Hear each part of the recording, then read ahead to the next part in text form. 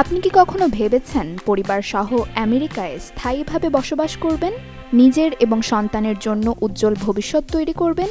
তাহলে EB-3 visa হলো সেই স্বপ্ন পূরণের বড় সুযোগ। EB-3 হলো employment based third preference visa.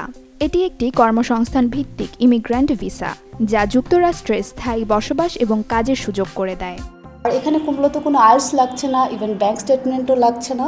বলা যায় যে শুধুমাত্র একটা পাসপোর্ট যদি থাকে আর কিছু রিকোয়ার্ড ডকুমেন্টস আপনি সাবমিট করলেই আপনি মূলত ইউএসএতে আপনি সেটেল ডাউন হতে পারবেন।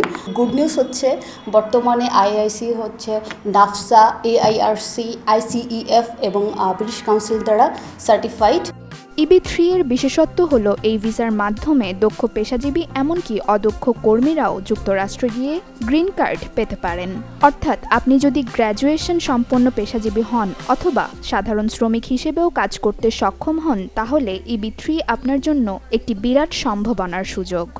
EB-3-তে 3 ধরনের জব ক্যাটাগরি রয়েছে, স্কিলড, প্রফেশনাল এবং আদার ক্যাটাগরি। এই আদার বা আনস্কিল ক্যাটাগরি নিয়ে আমরা মূলত কাজ করছি। এই ক্যাটাগরিতে সাধারণত জব অফার লেটার আসতে অন্যান্য ক্যাটাগরির তুলনায় সময় কম লাগে এবং ভিসা প্রসেসিংয়ের সময়ও তুলনামূলক কম হয়ে থাকে।